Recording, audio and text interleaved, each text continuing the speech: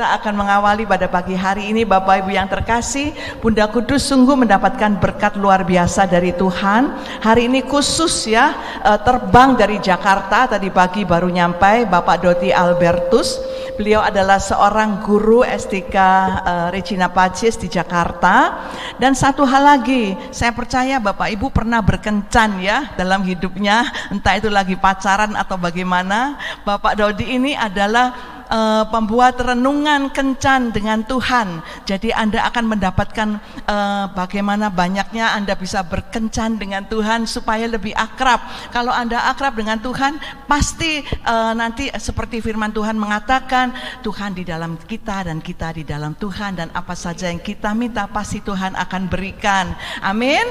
Nah, Bapak Ibu yang terkasih, kita akan menunggu Pak Dodi akan memberikan kencan bagaimana yang terindah dengan Tuhan. Dan pada kesempatan ini kita akan membuka acara ini, dan saya berharap Anda tetap setia bersama dengan komunitas Bunda Kudus Bindoman setiap Selasa di Catholic Center ini. Kita akan buka dengan puji-pujian Sisil bersama dengan timnya. Tuhan Yesus memberkati semuanya. Shalom. Shalom untuk semua umat dimanapun berada ya. Ini banyak ibu-ibunya ini ya daripada bapak-bapaknya ya. Juga shalom untuk yang ada di Zoom.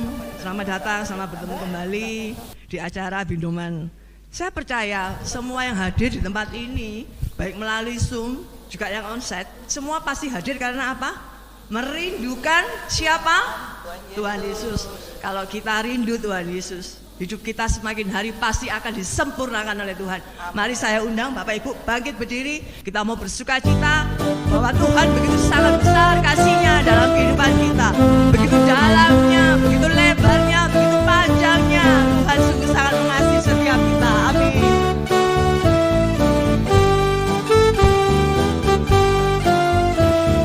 Betapa dalamnya kasih setiamu, betapa besarnya kebaikanmu, hidupku dipenuhi kemuliaanmu, indahnya oh Yesus Tuhanku. Sebentar ya, tadi saya bertanya, siapa di sini yang rindu akan Tuhan? Semua rindu ya? Mari bebaskan rohmu, kita mau bersuka cita akan Tuhan. Kita mau berkata di hadapan Tuhan, sungguh besar kasih setia Tuhan, sungguh dalam kasih-Nya buat setiap kita. Kasih setiamu, betapa besarnya kebaikanmu, hidupku dipenuhi kemuliaanmu, indahnya oh Yesus Tuhanku.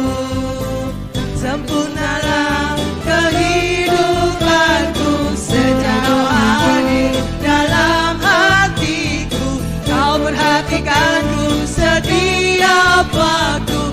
Oh sungguh indahnya Yesus Tuhanku, betapa dalamnya kasih setiamu, betapa besarnya kebaikanmu, hidupku dipenuhi kemuliaanmu, indahnya oh Yesus Tuhanku. Sebentar, saya saat ini mau mendengar dari yang pihak sini dulu ya.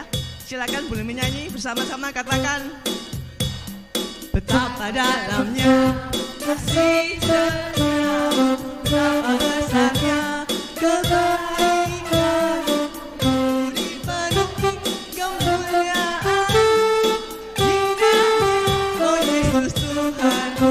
Sekarang yang dari sebelah kiri, betapa dalamnya kasih setiamu, betapa besarnya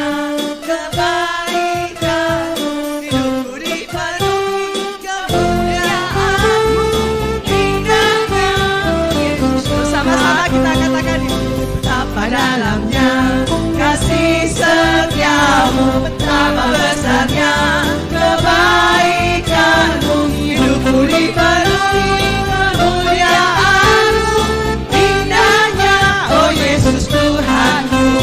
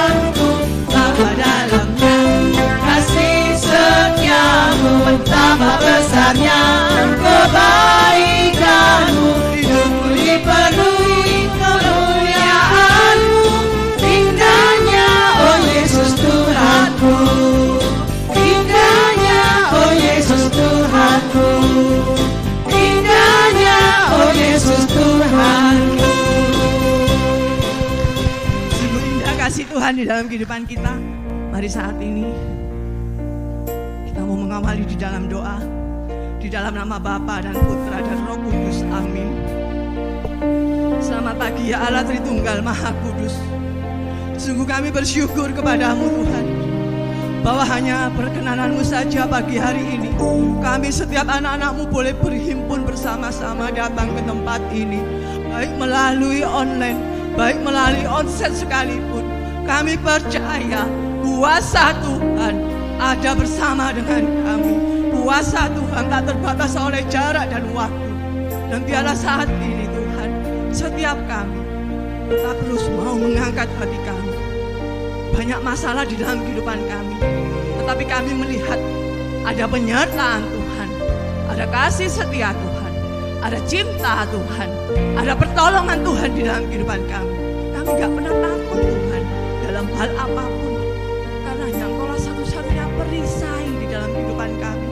Saat ini setiap kami anak-anak-Mu mau datang kepadamu, membawa hati kami dengan ucapan syukur bahwa kami punya Engkau Tuhan yang begitu sangat mengasihi setiap kami. Engkaulah perisaiku saat badai hidup menerpaku. Firman-Mu di dalamku tenangkan jiwaku. Engkaulah perisaiku. Benar Tuhan, Engkau perisai hidup kami Tuhan. Saat badai hidup menerpaku, firman-Mu di dalamku tenangkan jiwaku. Bukan berdiri di tengah badai dengan kekuatan yang Kau berikan. Sampai kapanpun ku kan bertahan, karena Yesus selalu menopang. Ku kan bertahan dalam tekanan dengan kekuatan yang Kau berikan. Sampai kapanpun tak tergoyahkan, karena Yesus selalu menopang hidupku. Mari saat ini rasakan setiap kebaikan Tuhan. Apa yang telah Tuhan perbuat di dalam hidupmu. Kalau mungkin kau mengalami masalah seberat apapun, tetapi percayalah, Tuhan selalu ada di dalam masalahmu. Semakin besar masalahmu, perbuatan Tuhan semakin besar lagi akan hidupmu. Percaya dengan imanmu saat ini. Katakan di hadapan Tuhan bahwa Engkaulah perisai hidup kami Tuhan. Kami gak akan pernah takut, kami gak akan pernah gentar, karena kami kuat di dalam Engkau. Karena Tuhan selalu menopang hidup kami. Tuhan ada bersama dengan kami. Tuhan tak pernah meninggalkan kami. Terima kasih Tuhan. Terima kasih Engkau boleh menjadi perisai di dalam kehidupan kami. Saat ini kami mau mengangkat iman kami lebih lagi di hadapan-Mu Tuhan. Ini kami Tuhan Yesus. Engkaulah perisaiku. Tetap terus jaga perisai-Mu Tuhan. Saat badai hidup menerpaku, firman-Mu di dalamku tenangkan jiwaku. Hanya Engkaulah perisai hidup kami Tuhan. Engkaulah perisaiku. Benar Tuhan, Engkau perisai hidup kami. Saat badai hidup menerpa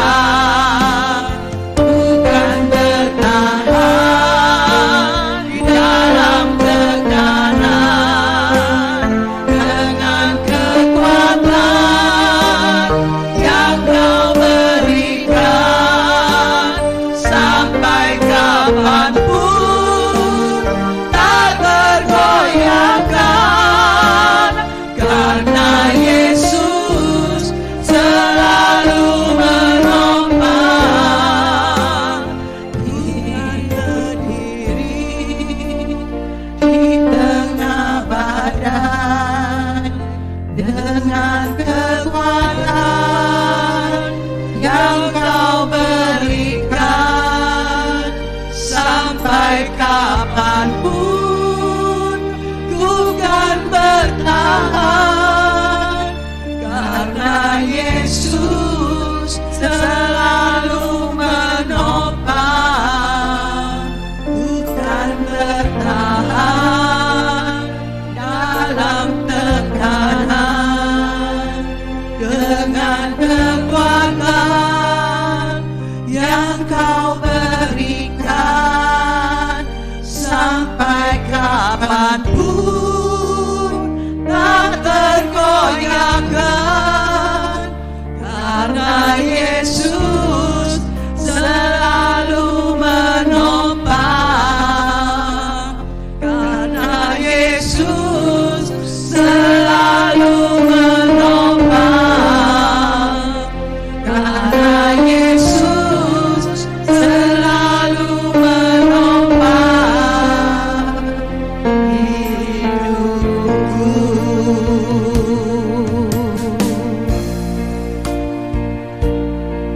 Engkaulah Tuhan, Engkaulah Raja, berdaulat atas hidupku. Ku berserah penuh.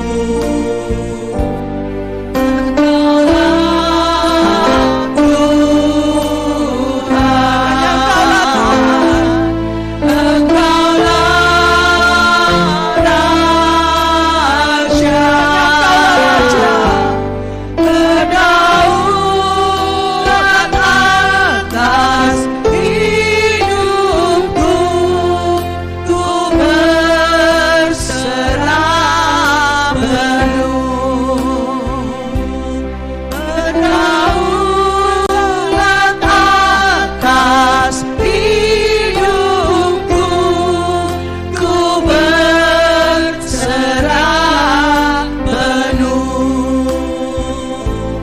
Berdaulat atas hidupku.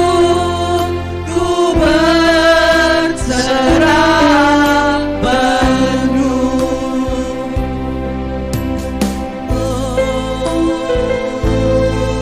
Angkat rasa syukurmu.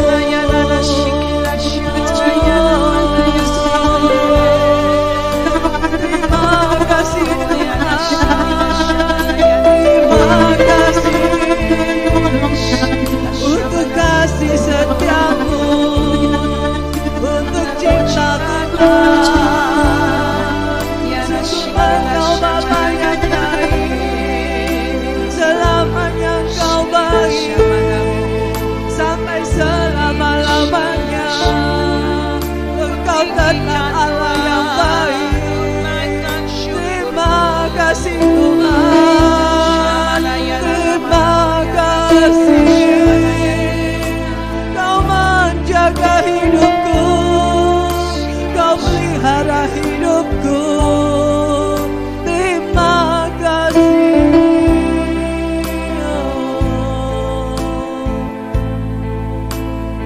Sungguh kami bersyukur kepadamu Tuhan. Hati kami limpah dengan syukur. Biarlah rasa syukur kami tetap terus ada, dan biarlah sukacita kami selalu Kau penuhkan, dan biarlah damai sejahtera boleh tinggal diam di dalam setiap hati kami, di dalam hidup kami Tuhan. Dan sebentar lagi kami mau mendengarkan kebenaran firman-Mu yang akan disampaikan oleh anak-Mu terkasih Bapak Dodi.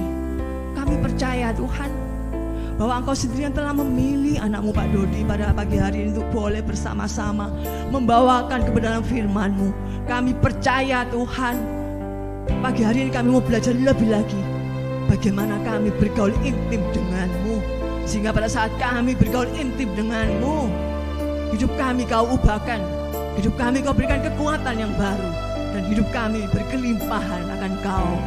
Beracaralah ya Tuhan, dari awal sampai akhir. kemuliaan kepada Bapa dan Putra dan Roh Kudus, seperti pada permulaan, sekarang, selalu, dan sepanjang segala abad. Amin.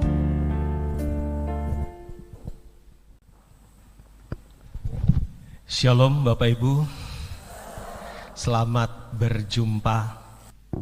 Saya dari Jakarta, guru SD, ya, ketika diundang oleh Ibu Vera, ya, saya mengatakan, waduh, apa nggak salah ini, ya, guru SD datang untuk mengunjungi ibu-ibu di tempat ini. Ibu lansia, ya, libur hampir 1 bulan Bapak Ibu. Hari ini saya masuk, murid-murid saya sudah banyak yang beruban. Sudah berubah semuanya, jadi oma opa di tempat ini. Ya Bapak Ibu, hari ini saya akan mengambil tema tenang di tengah badai.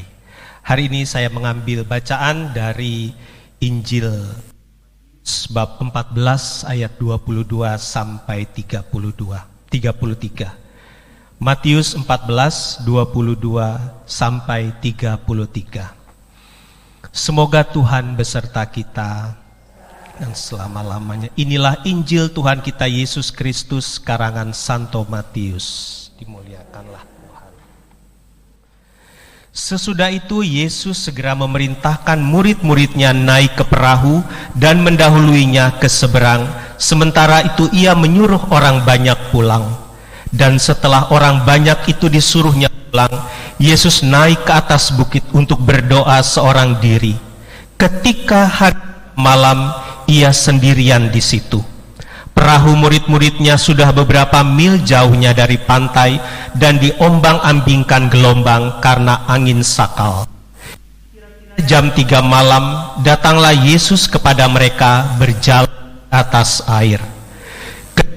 Murid-muridnya melihat dia berjalan di atas air, mereka terkejut dan berseru, "Itu hantu!" lalu berteriak-teriak karena takut. Tetapi segera Yesus berkata kepada mereka, "Tenanglah, aku ini, jangan takut." Kata Yesus, "Datanglah."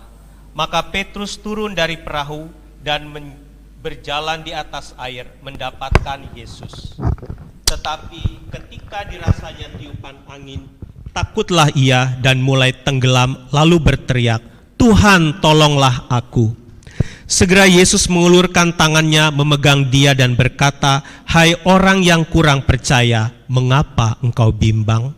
Lalu mereka naik ke perahu dan angin pun redalah. Dan orang-orang yang ada di perahu menyembah dia, katanya, "Sesungguhnya engkau anak Allah."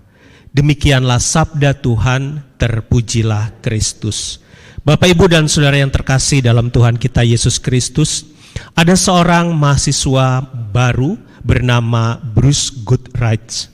Dia baru datang di Universitas Texas, baru beberapa hari dia tinggal di asrama. Tiba-tiba tengah malam jam 2 dini hari, dia dibangunkan oleh kakak-kakak tingkat mahasiswa.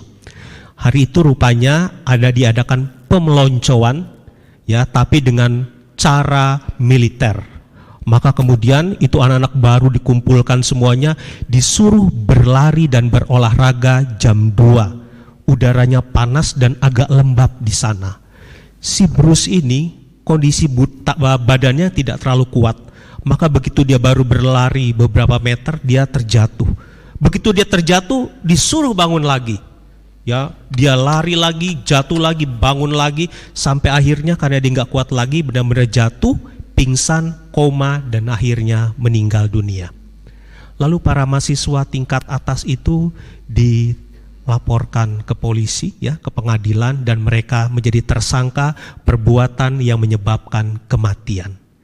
Setelah si Bruce dimakamkan, ayahnya kemudian menuliskan surat kepada yayasan, ya, kepada universitas, dewan gurunya, dosen-dosennya, juga dewan mahasiswanya di sana. Dia merasa menyesalkan kejadian itu.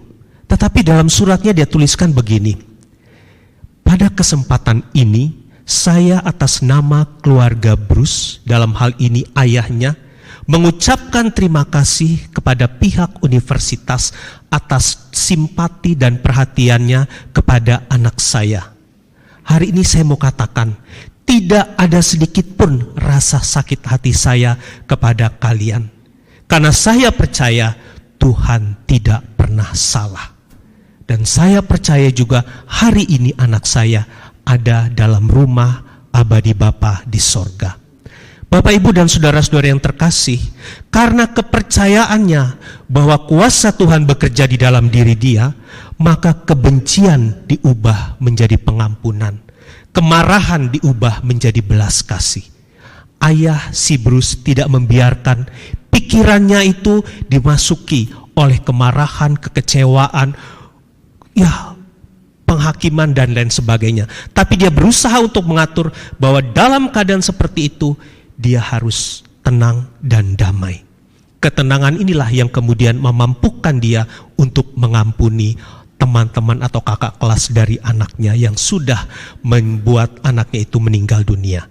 Bapak, Ibu, dan saudara yang terkasih, ketenangan yang hari ini kita dengar dialami oleh ayah si Bruce juga ditawarkan oleh Tuhan Yesus dalam kisah yang baru kita dengar tadi, yaitu kisah Tuhan Yesus berjalan di atas air. Setelah Tuhan Yesus melakukan begitu banyak mujizat hari itu, sore itu dia suruh murid-muridnya untuk pergi mendahului dia ke seberang danau Galilea, naik perahu. Sementara Yesus ngapain? Yesus naik ke atas yang lebih tinggi, lalu berdoa seorang diri. Ada orang yang pernah bertanya, Pak, katanya Yesus itu Tuhan, kenapa dia harus berdoa? Ya, lalu saya mengatakan, Yesus itu 100% Allah, juga 100% manusia. Pada saat dia berdoa, sebenarnya dia sedang memberikan teladan kepada kita untuk bisa membina hubungan yang baik dengan Bapa di sorga. Ya, jadi Yesus naik dan dia berdoa semalam-malaman di sana, Bapak Ibu. Ada satu hal yang menarik ketika dikatakan pada ayat 25, kira-kira jam 3 malam datanglah Yesus kepada mereka berjalan di atas air. Kenapa Tuhan Yesus harus berjalan di atas air? Rupa-rupanya di dalam Markus 6 ayat 48, dalam kisah yang sama, itu tuliskan oleh pengarang Markus bahwa ketika ia melihat betapa payahnya mereka mendayung karena angin sakal, maka kira-kira jam 3 malam ia datang kepada mereka berjalan di atas air. Jadi rupa-rupanya Yesus berdoa, Bapak Ibu, tapi dia juga melihat apa yang terjadi atas diri murid-muridnya. Bapak Ibu, hari itu jam 3 dini hari, itu pasti sudah gelap sekali. Dan jarak Tuhan Yesus dengan murid-muridnya itu sekitar 2 atau 3 mil. Ya, jadi mungkin cukup jauh, tapi bagaimana Tuhan Yesus bisa melihat apa yang terjadi di sana? Ya, bagaimana dia bisa melihat? Pak, dia kan Allah, ya, tapi dia juga manusia. Apa yang memampukan Tuhan Yesus bisa melihat peristiwa yang terjadi jauh di tengah danau sana? Yang memampukan Tuhan adalah karena hubungan dengan Bapanya cukup dekat. Saya selalu mengatakan, ketika orang bisa membina hubungan yang dekat dengan Tuhan, maka Tuhan bisa menyingkapkan hal-hal rahasia yang mungkin tidak diketahui oleh orang lain, tapi cukup diketahui oleh orang tersebut. Saya punya murid, sudah SMA, Bapak Ibu. Dia datang ke tempat saya, lalu dia bilang, Pak Dodi, saya mau cerita. Ya, silakan cerita. Sebelumnya saya minta maaf ya Pak, saya ngerokok. Saya udah ngerokok nih Pak. Lalu saya kalau pulang ke rumah nih Pak, kalau habis ngerokok, saya udah beres bersih-bersihin tubuh saya supaya tidak bau.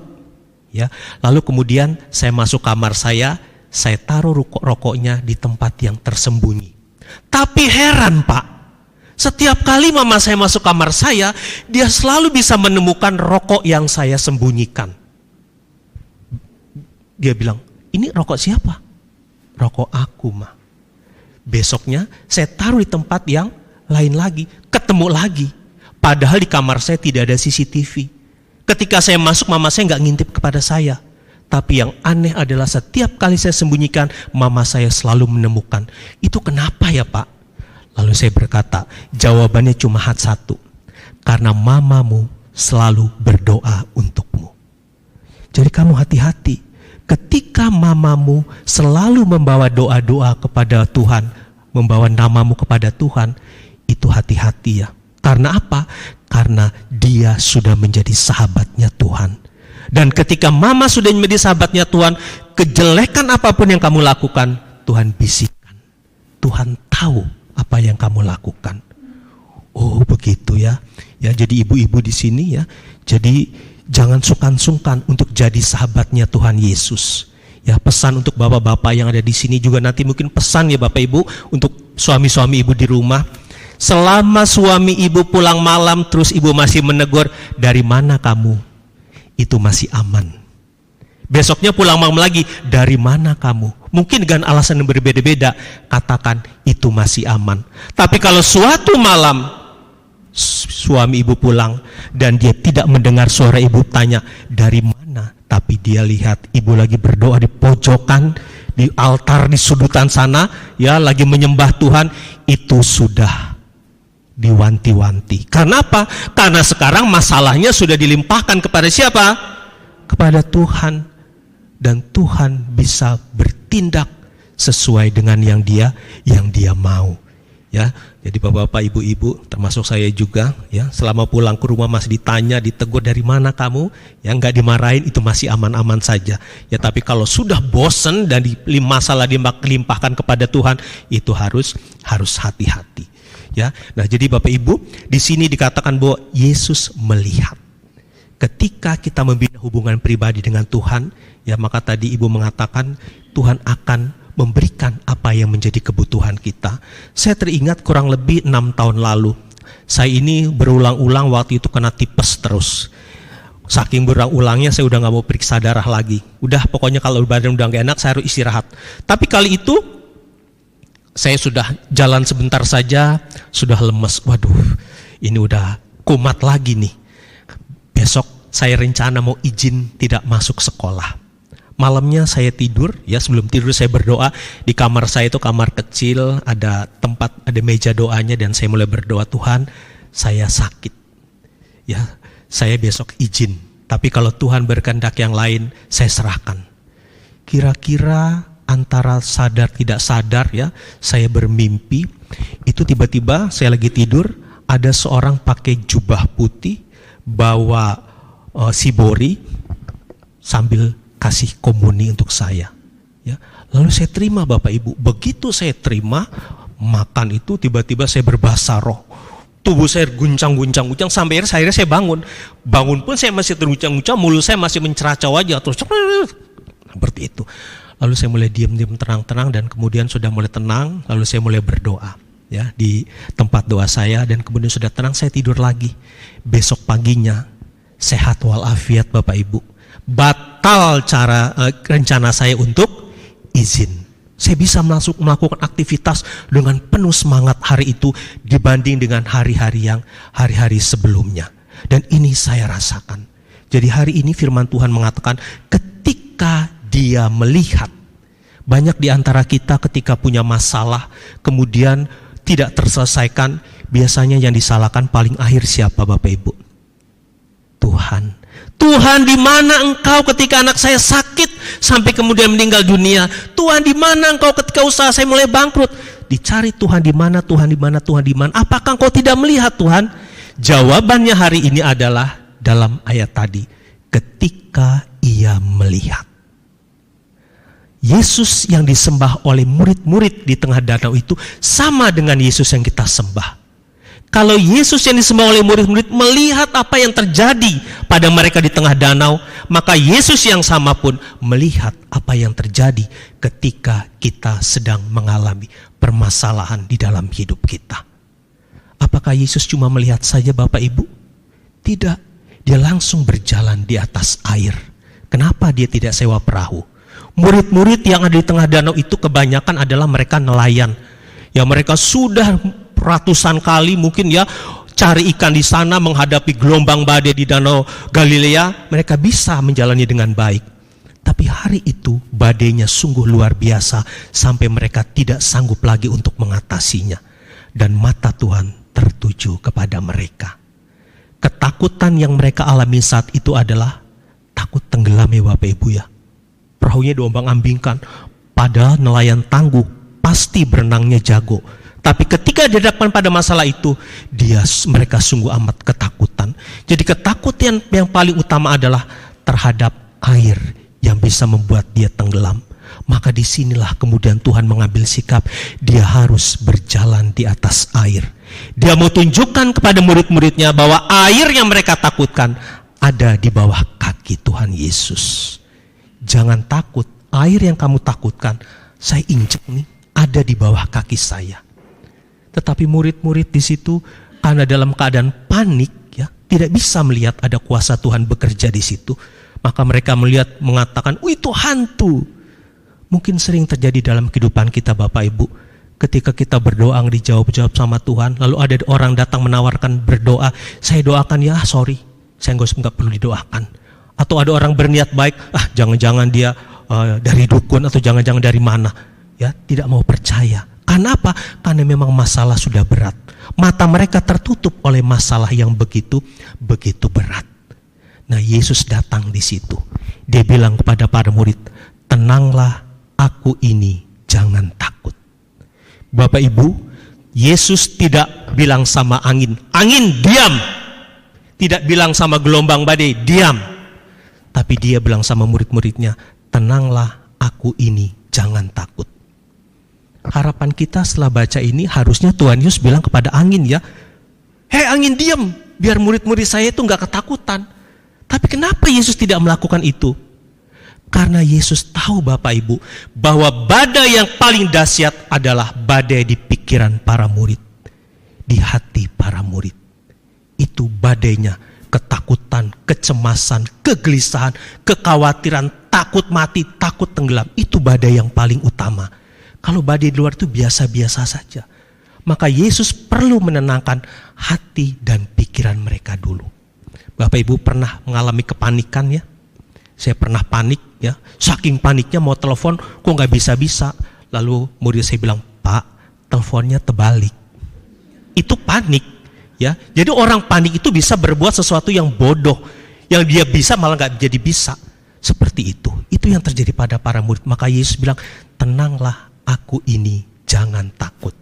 Menurut penelitian, kata-kata jangan takut ini dalam Alkitab ditulis 365 kali. Itu artinya setiap satu hari Tuhan berkata kepada kita, jangan takut. Karena Tuhan tahu Bapak Ibu, kelemahan manusia itu adalah takut, cemas, khawatir, gelisah. Siapa ya yang hari ini nih sampai jam segini pernah merasakan entah tadi pagi atau tadi siang ada rasa khawatir, takut, cemas, gelisah? Ada nggak di sini? Wah, 1, 2, ya, 3, ya. Yang tidak tunjuk jari kelihatan dari darinya dek, ya, seperti itu. Pasti, ya, itu pasti. Setiap kita yang hadir di sini pernah mengalami yang namanya rasa takut. Nah, karena itulah sabda ini ditujukan kepada kita. Keren loh Bapak Ibu, sehari sekali loh Tuhan kasih tahu jangan takut. Saya pernah waktu itu disuruh jadi pembicara seperti ini Bapak Ibu, tapi di Ekumene. Saya udah pede dari rumah, wah saya akan bawakan firman ini, wah happy nyanyi. Sampai di tempat diperkenalkanlah sama yang punya rumah bahwa yang main keyboard adalah Bapak Pendeta ini. Yang jadi WL-nya adalah majelis ini. Langsung ciut saya Bapak Ibu. Yang pertama kali saya bilang sama Tuhan, Tuhan saya takut. Saya cuma guru agama, itu ada Pak Pendeta di situ. Tapi Tuhan bilang di hati saya, tenang, jangan takut. Kuasa untuk berdiri di belakang mimbar, kuberikan kepadamu, bukan kepada pendeta itu. Hilang takut saya Bapak Ibu. Ya, saya maju, saya mulai renungan seperti ini. Tapi mata saya di ujungnya sambil lihat si Pak Pendeta tadi. Ya, bagaimana tanggapannya? Pertamanya dia cuek-cuek aja, tapi nggak lama saya dengar suara amin, amin, amin, amin. Tambah semangat saya Bapak Ibu di situ ya. Ternyata Tuhan benar, Dia bekerja secara luar biasa. Kuncinya adalah apa? Tenang. Siapa Bapak Ibu di sini yang pernah mengalami COVID, kena COVID? Ya, banyak ya. Kuncinya cuma apa Bapak Ibu? Tenang, ya. Jangan cemas, jangan panik. Saya pernah kena yang pertama, ya. Itu bulan September tahun 2020. Jadi Maret baru COVID, Septembernya saya kena. Saya sampai bilang sama Tuhan, Tuhan dosa apa saya?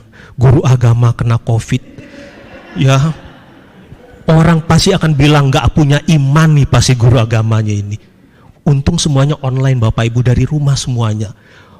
Swab waktu itu 2 juta, tapi saya gak mau swab. Kalau ketahuan positif, orang sekampung tahu semuanya. Dijemput pakai ambulan, pakai APD, udah bisa saya bayangkan itu Bapak Ibu. Karena rumah saya di Palmerah sini, jauh di pinggir sungai kali sana, itu ada yang kena, beritanya sampai di Satpam Regina Pacis. Pak Dodi hati-hati ya, kalau jalan pagi jangan lewat di situ. Ada yang kena Pak Dodi. Waduh, itu udah menakutkan saya Bapak Ibu. Jadi saya hanya di rumah saja. Pagi-pagi saya jalan pagi pakai masker double, lalu beli makanan, lalu kemudian seperti itu saja. Tidak ada yang tahu, hanya saya dan Tuhan yang tahu.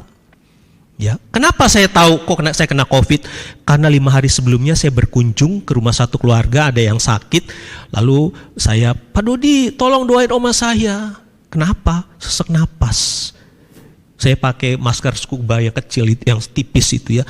Saya berdiri, ada exhaustnya di luar, jadi oma tidur di dalam, exhaustnya ke sini ya. Saya hirup begini. Ya karena panas habis jalan sore ya. Saya masuk lagi dipasangin oksigen. 5 hari kemudian saya sesak napas. Saya pikir habis minum kopi, tapi kalau saya habis minum kopi biasanya nggak sesak napas. Kalau minum kopinya sore paling nggak bisa tidur. Tapi ini kenapa hari pertama, hari kedua juga seperti itu. Pas hari ketiga saya dengar kabar dari orang tua murid, Pak Dodi, si ini satu keluarga kena COVID.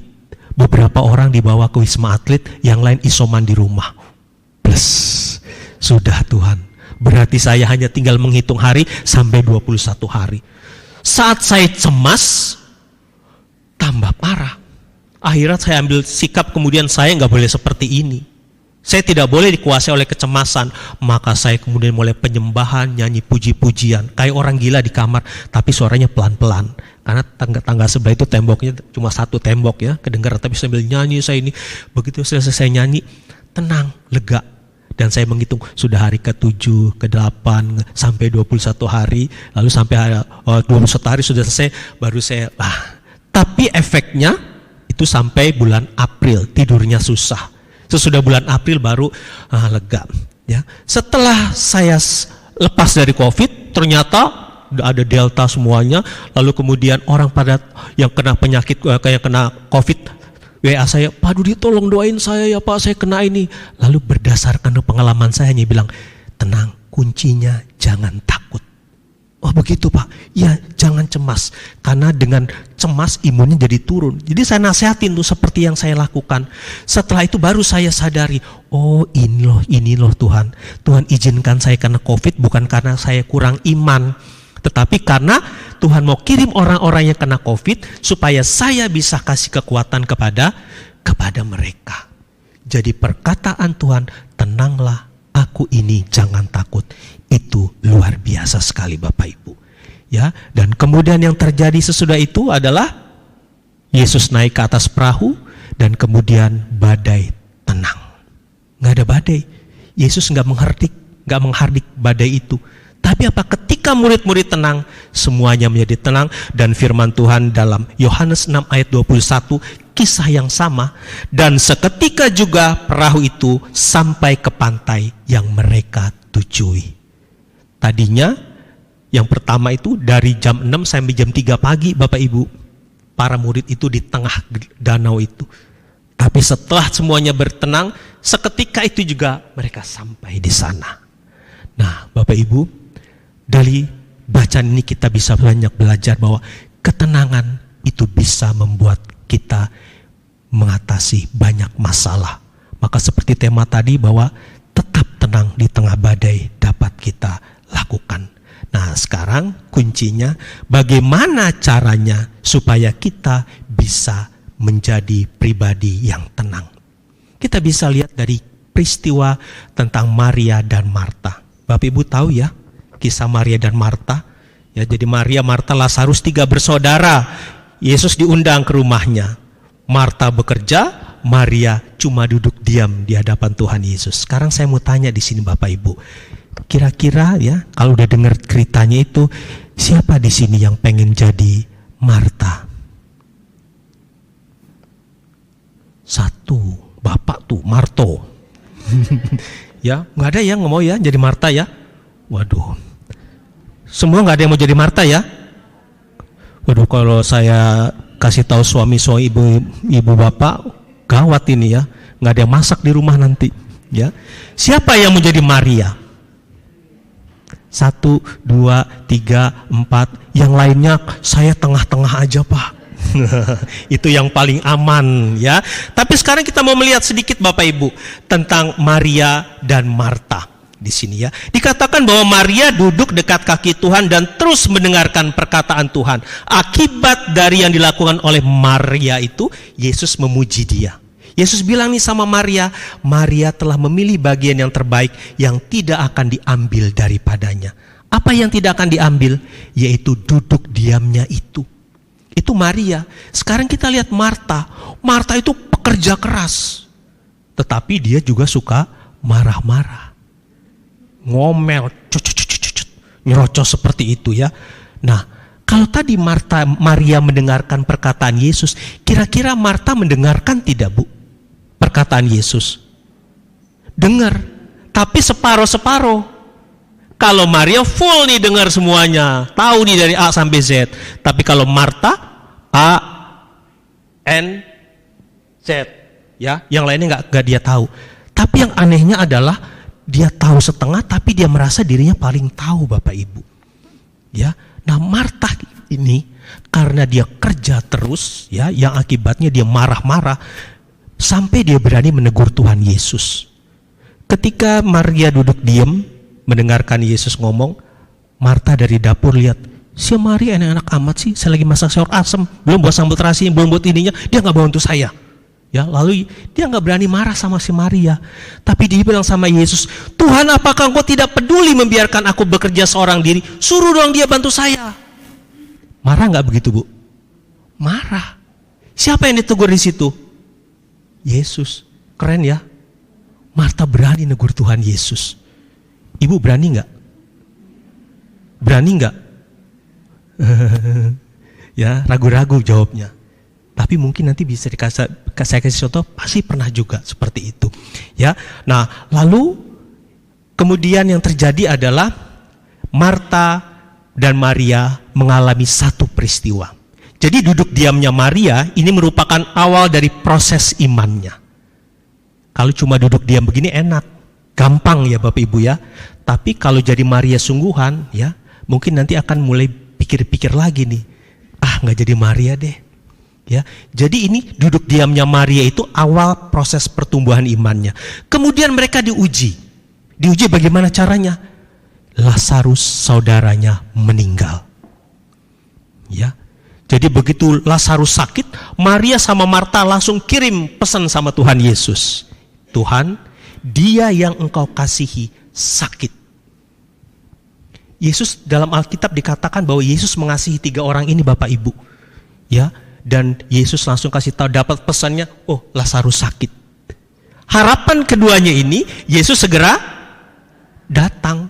Tapi firman Tuhan mengatakan Yesus tinggal 2 hari lagi. Sengaja dia tinggal 2 hari lagi. Kalau ibu dihadapkan seperti itu, ibu mengandalkan orang ini untuk bisa mencukupi kebutuhan keluarga, atau ibu mengandalkan orang ini untuk bisa pinjam duit untuk bayar hutang, atau bisa menyembuhkan, tiba-tiba dia tidak datang, kecewa tidak? Kecewa. Itu yang dialami oleh Maria dan Marta. Ya, maka Yesus kemudian datangnya sesudah Lazarus meninggal dunia. Nah, kita lihat di sini Bapak Ibu. Begitu Yesus datang, dua-duanya ketemu lagi nih. Marta ketemu sama Tuhan Yesus. Marta lalu bilang, Tuhan, sekiranya Engkau ada di sini, saudaraku pasti tidak mati. Tapi sekarang pun aku tahu bahwa Allah akan memberikan kepadamu segala sesuatu yang engkau minta kepadanya. Lalu Yesus berkata kepada Marta, saudaramu akan bangkit. Marta bilang, aku tahu dia akan bangkit. pada waktu orang mati dibangkitkan pada akhir zaman. Jadi dia selalu mengatakan, aku tahu. Ya, padahal dia cuma setengah tahu. Ya. Nah, lalu ini Marta ya.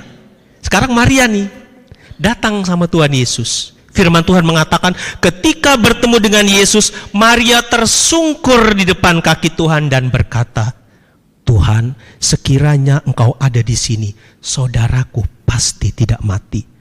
Perkataannya sama, Tuhan, sekiranya Engkau ada di sini, saudaraku pasti tidak mati.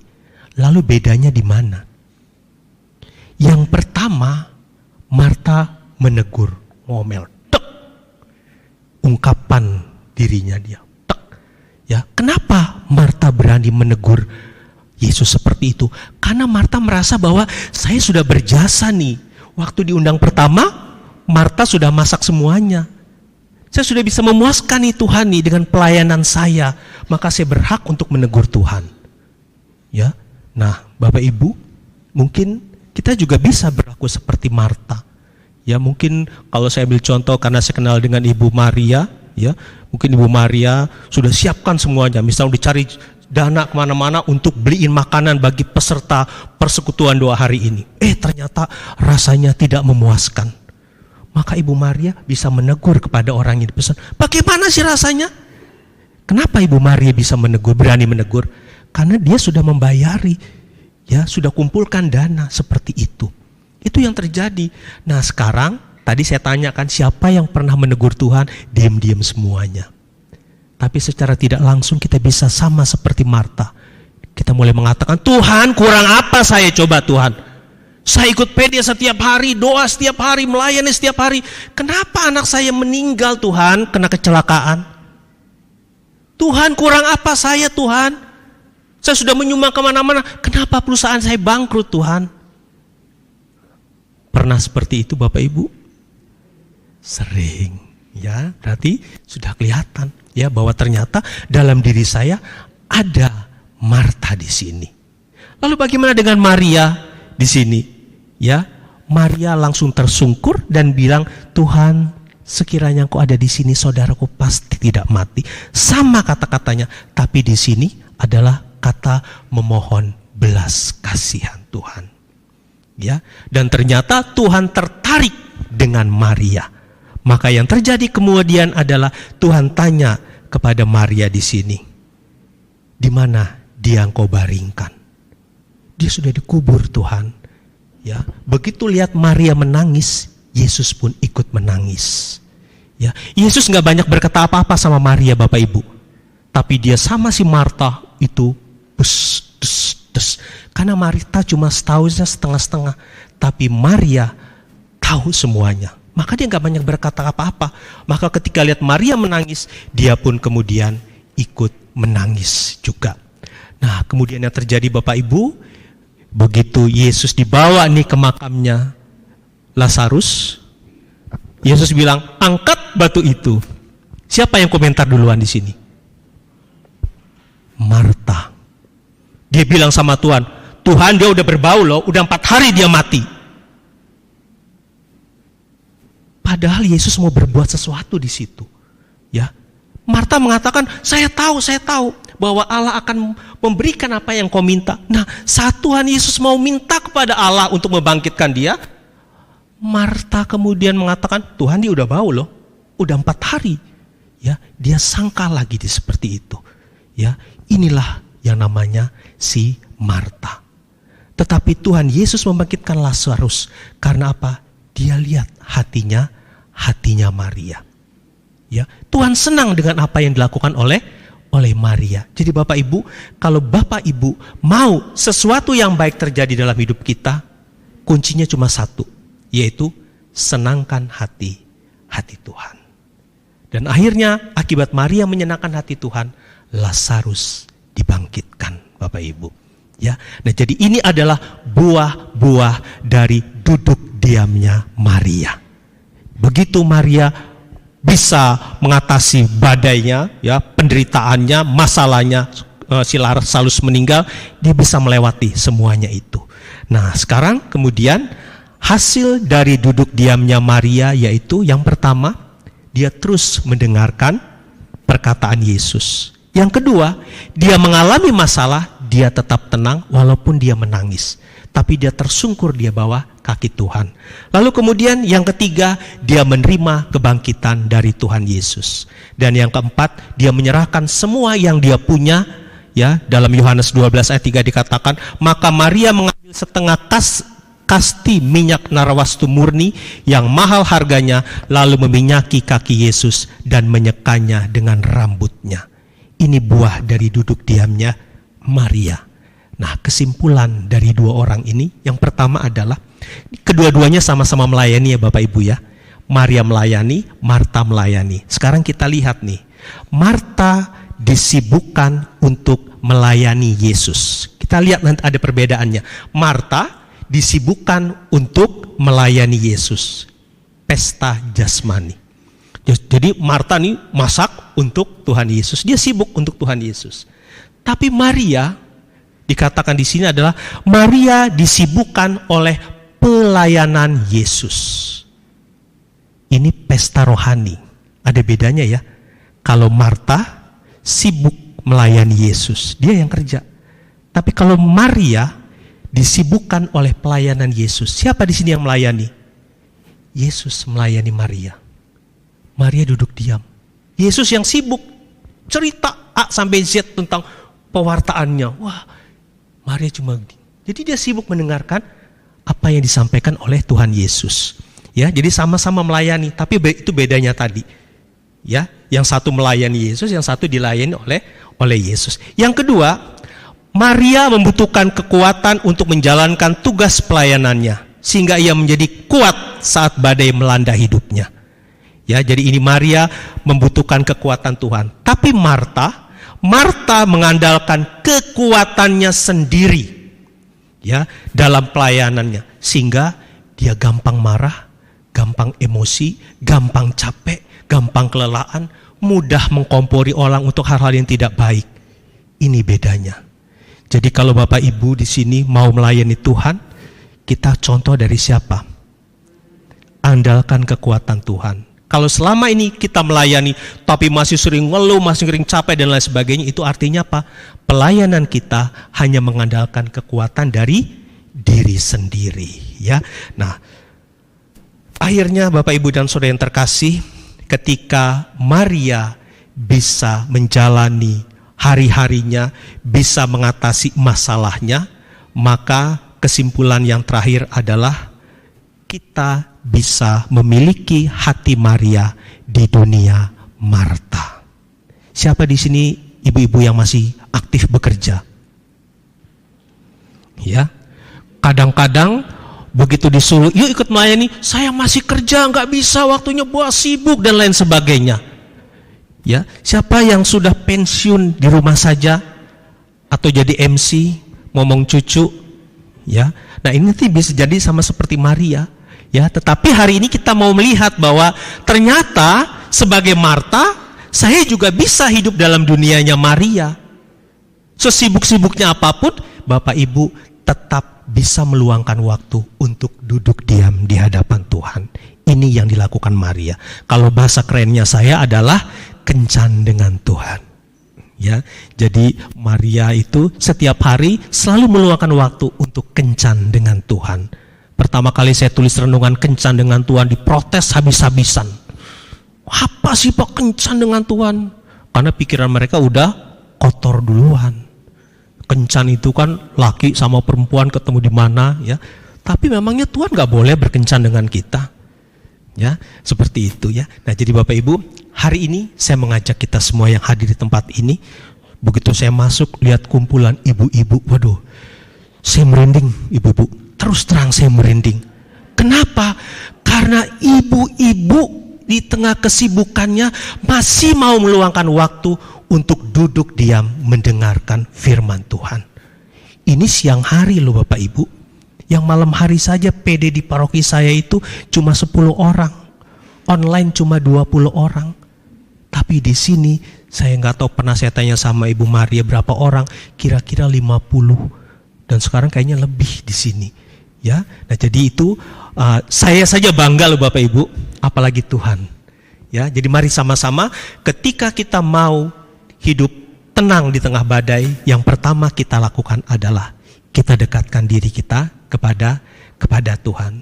Ketika kita dekat sama Tuhan, maka apa yang kita mau, Tuhan pasti kasih untuk kita. Jadi jangan takut, masalah selalu ada. Tapi selama Tuhan masih ada, tenanglah, karena semua akan baik-baik saja. Mari kita berdoa. Dalam nama Bapa dan Putra dan Roh Kudus, amin. Bapa di dalam surga, kami mengucap syukur dan berterima kasih kepadamu. Karena pada siang hari ini, kami percaya Engkau hadir bersama-sama di tempat ini. Untuk bersama-sama hadir bersama ibu-ibu dari kelompok Bunda Kudus. Bapa, ini adalah kerinduan hatimu, melihat anak-anakmu seperti Maria, untuk duduk diam mendengarkan Engkau berfirman. Terima kasih ya Bapa, kalau pada akhirnya kami menyambut apa yang menjadi keinginan-Mu. Engkau tahu Tuhan, setiap kami yang hadir di tempat ini pasti pernah mengalami banyak permasalahan. Ada yang sudah diselesaikan, ada yang sedang dalam proses, maupun ada yang baru saja mengalaminya. Kami mohon pertolongan-Mu ya Bapa, untuk menjamah setiap pribadi yang hadir di tempat ini. Engkau mengetahui gejolak dalam hati mereka. Mungkin ada yang merasa ragu-ragu, ada yang mulai semakin dikuatkan, tetapi ada yang sudah mati rasa untuk kasih dan pewartaan-Mu. Maka pada siang hari ini Tuhan, biar kuasa Roh Kudus-Mu tercurah atas tempat ini, menjamah setiap pribadi yang hadir di tempat ini. Yang sakit saat ini juga Tuhan, Engkau pulihkan. Engkau jamah setiap mereka, terutama mereka yang membawa sanak keluarga mereka yang saat ini sedang menderita sakit. Ulurkanlah tangan-Mu ya Bapa, untuk membebaskan saudara-saudari kami ini dari segala macam sakit penyakit apapun yang mengikat mereka. Bapa, kalau ada di antara saudara-saudari kami yang hadir di tempat ini, sedang mempunyai masalah dalam hubungan berumah tangga, entah dengan pasangan, dengan anak, dengan menantu, dengan cucu, dengan mertua, Tuhan, biar Kau tambahkan hati mereka masing-masing dengan hati keibuan Maria, sehingga mereka boleh tetap kuat untuk menjalani hari-hari mereka. Biar tangan Tuhan yang penuh kuasa terulur atas setiap pribadi yang mau mereka bawa dalam doa malam pada siang hari ini. Entah itu pasangan, entah itu mertua, entah itu menantu, entah anak-anak, cucu, semua yang memberontak. Tuhan, bawa mereka dalam pikiran-Mu Tuhan.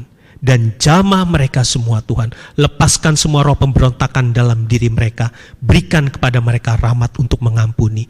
Dan berikan cinta yang mula-mula yang pernah mereka terima saat mereka pertama kali bertemu. Hidupkan kembali cinta itu Tuhan, sehingga keluarga mereka dari hari ke hari boleh semakin diberkati.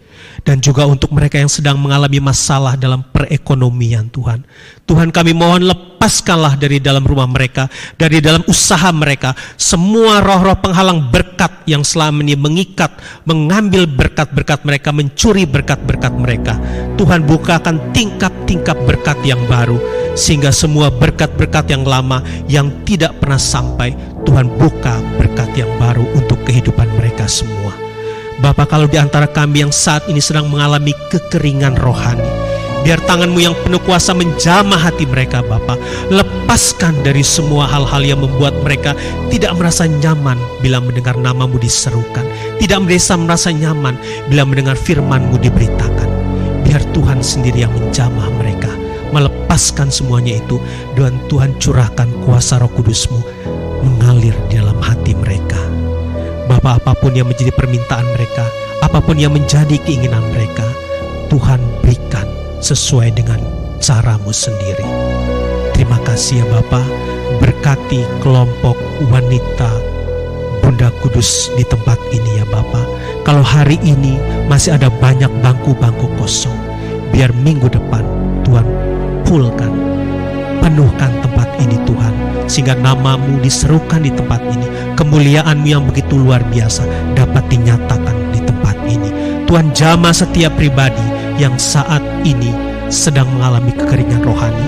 Biarlah setelah ibu-ibu, bapak-bapak di sini pulang kembali ke rumah, mereka boleh Kau pertemukan dengan orang-orang yang haus akan rohani, kekeringan rohani, dan Kau urapi mulut kami semua yang hadir di tempat ini Tuhan, agar melalui pewartaan perkataan kami, kami dapat menjangkau jiwa-jiwa tersebut, sehingga semakin banyak jiwa kami menangkan untuk Tuhan. Terima kasih Bapa, berikan kepada kami damai-Mu Tuhan, agar kehadiran kami boleh juga membawa damai bagi orang-orang di sekitar kami. Demi Kristus Tuhan dan pengantara kami. Amin. Dalam nama Bapa, Putra, dan Roh Kudus. Amin. Bapak Ibu, ada satu lagu, Hanya Yesus Jawaban Hidupku. Apakah bisa Ibu ya? Sama-sama nyanyi. Suara saya agak serak-serak.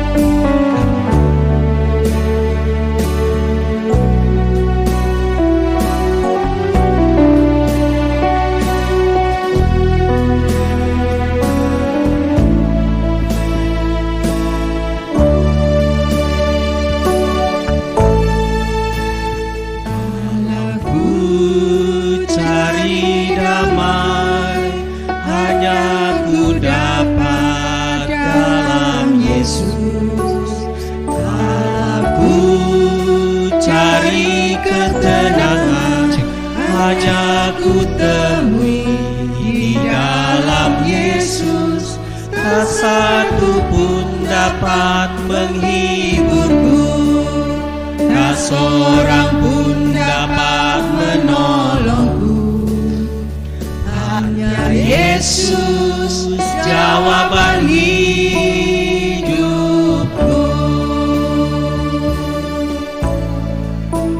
Bersama Dia walau dalam lembah kegelapan, bersama Dia hatiku tenang. Walau hidup penuh tantangan, tak satu pun dapat menghiburku, tak seorang pun dapat menolongku. Yesus jawaban hidupku. Bersama Dia, bersama Dia hatiku damai, walau dalam lembah kegelapan. Bersama Dia hatiku tenang, walau hidup penuh tantangan, tak satu pun dapat menghiburku, tak seorang pun dapat menolongku. Hanya Yesus jawaban hidupku. hanya Yesus jawaban hidupku. Hanya Yesus jawaban hidupku. Selamat siang, Tuhan Yesus memberkati. Terima kasih.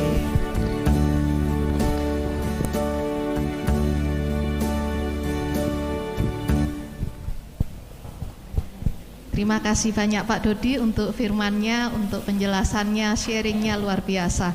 Semoga kita semua yang hari ini masih menjadi Marta-Marta yang lama, kita mau berubah menjadi Maria-Maria yang baru dan mengenal Tuhan lebih dekat lagi. Dalam segala hal kita duduk tenang, diam, dan mendengarkan firman Tuhan, mendengarkan Tuhan. Baik, Bapak Ibu yang terkasih,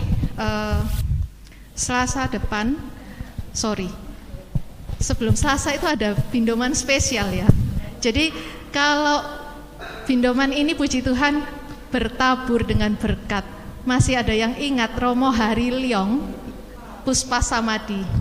Siapa yang kangen dengan Romo Harilyong? Beliau akan hadir di tempat ini hari Senin depan di Catholic Center dengan tema Berjalan Bersama Yesus. Kemudian hari Selasa tetap ada bindoman seperti biasa bersama dengan Romo Hudiono. Romo Hudiono akan membawakan tema melawan kuasa-kuasa kegelapan, di mana firman-Nya diambil dari Matius 10:1 dan 8. Bapak Ibu yang terkasih pernah mendengar tentang gendam ya? Ada yang tahu gendam? Jadi tema ini diambil karena ada yang bertanya, apakah kita yang mengenal Tuhan, yang mengikuti Kristus, kebal akan gendam? Salah satu yang akan dibahas oleh Romo Budiono adalah tentang gendam. Jadi silahkan Bapak Ibu yang ingin memperoleh pengetahuan lebih lanjut mengenai gendam dan penangkalannya menurut ajaran Gereja Katolik, silahkan hadir di Pindoman Selasa depan bersama dengan Romo Hudiono. Dan di akhir acara kita akan minta Romo Hudiono untuk mendoakan umat yang hadir di tempat ini. Yang di Zoom juga boleh minta didoakan juga. Oke, Bapak Ibu yang terkasih, sebaiknya kita adakan waktu untuk setiap hari Selasa itu siapkan waktu untuk di Pindoman ya. Saya kasih highlightnya. Selasa depan ada Romo Budiono, Selasa depannya lagi ada Romo Bayu. Mau Romo Bayu yang mana nanti kita lihat ya, dua-duanya akan hadir di Pindoman, puji Tuhan. Kemudian ada Romo Yus dari Samadi, dari Puspa Samadi akan hadir juga di tempat ini. Siapa yang mau bertemu langsung dengan Romo Yus, siapkan waktu setiap hari Selasa. Tapi Romo Yus Senin ya Ci ya. Senin. Spesial. Ada Mami Cun juga. Mami Cun rajin ya, mulai bulan Mei, Juni dan Juli akan datang ke Pindoman juga. Highlightnya luar biasa ya. Siapkan waktu setiap Selasa hadir di Pindoman untuk mengikuti untuk berjumpa langsung dengan pembawa berkatnya. Baik, Kamis ini kita akan belajar De Verbum bersama dengan Bapak Paskalis Edwin. Tema yang akan dibawakan adalah Amos. Kemudian Bapak Ibu yang terkasih, jika ingin mengundang tim KUR Bunda Kudus untuk acara-acara yang bersangkutan ataupun ikut bergabung dengan KUR Bunda Kudus, silahkan menghubungi Ibu Lili Mokhtar. Dan rekaman Pindoman hari ini akan ditayangkan melalui media sosial YouTube, dan Bapak Ibu dapat mengunjungi medsos kami dengan nama yang sama, Bunda Kudus, baik yang ada di YouTube, Telegram, Facebook maupun di Instagram.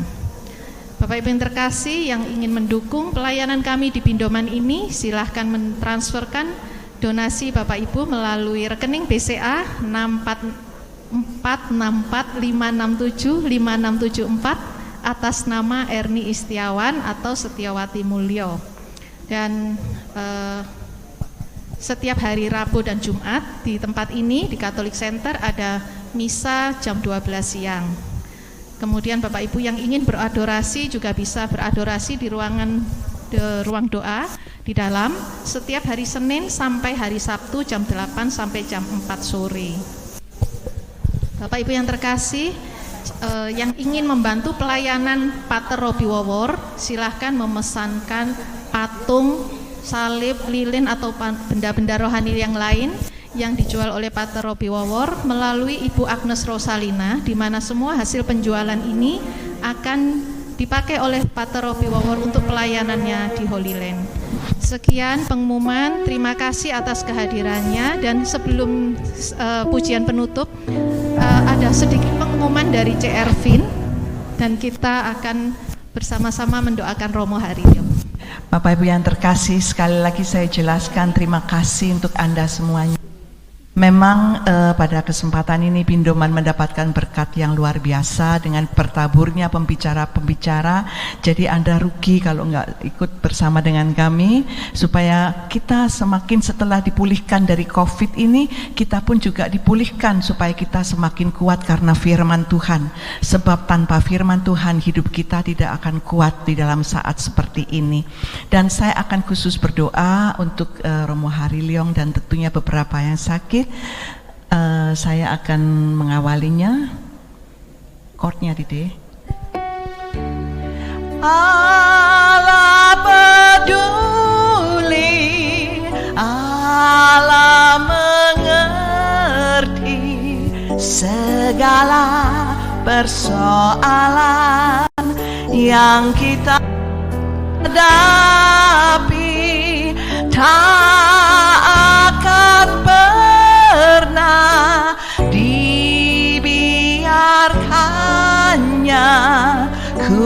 bergumul sendiri, sebab Allah mengerti. Mari kita pujikan bersama.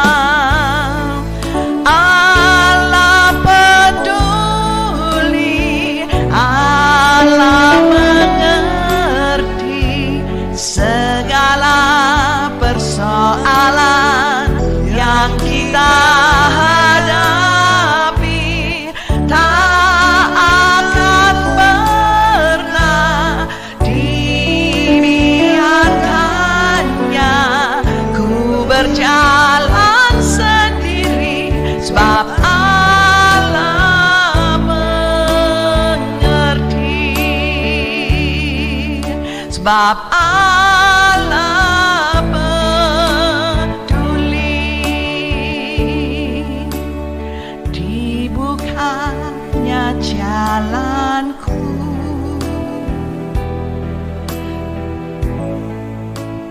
sebab Allah peduli.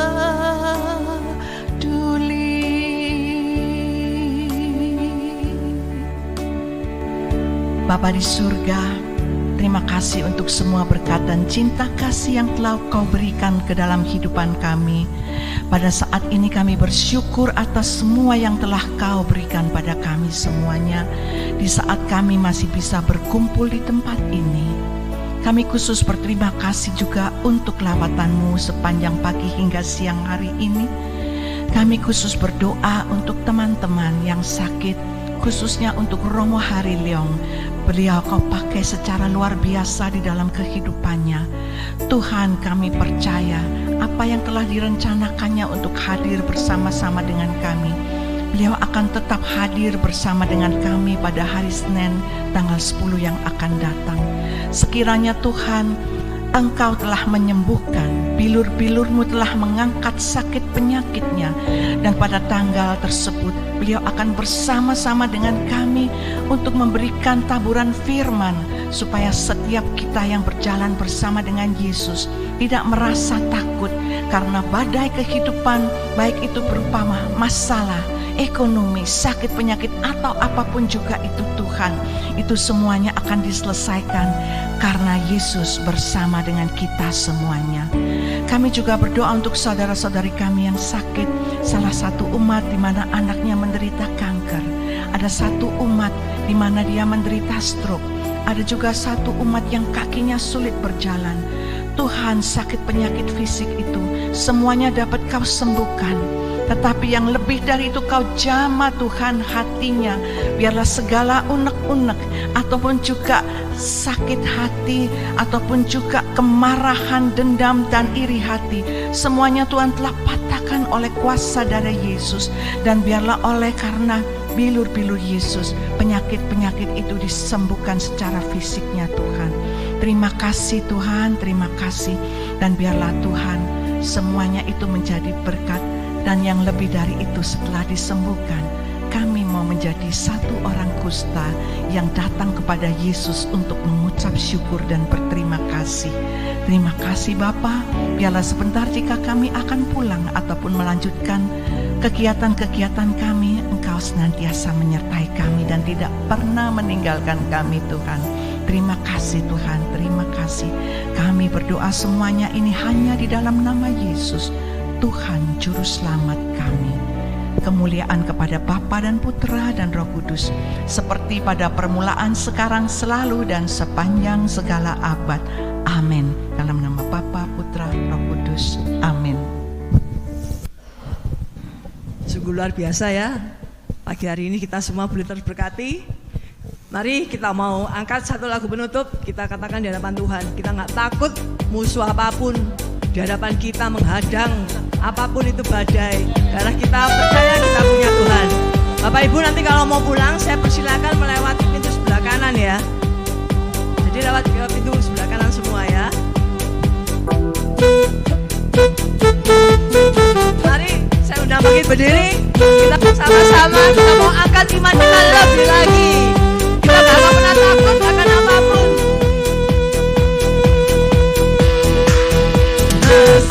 Sungguh-sungguh di depan, perintah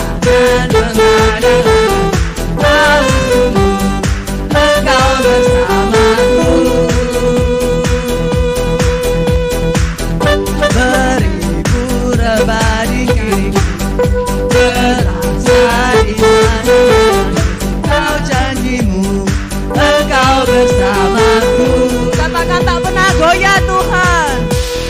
Takkan pernah goyah keyakinanku pada dirimu. Yesus Tuhanku, tiada yang seperti dirimu. Kaulah kuatku, kebanggaanku, gunung batu dan keselamatanku. Kuat tanganmu, perlindunganmu. Kaulah Allah sumber kemenanganku. Takkan pernah goyah keyakinanku pada dirimu. Yesus Tuhanku, tiada yang seperti dirimu. Kaulah kuatku, kebanggaanku, gunung batu dan keselamatanku. Kuat tanganku, perlindunganku. Kaulah Allah sumber kemenanganku. Sumber kemenanganku. Sumber kemenanganku. Terima kasih semuanya, kita bertemu 2 minggu depan ya, Selasa depan. Tuhan memberkati.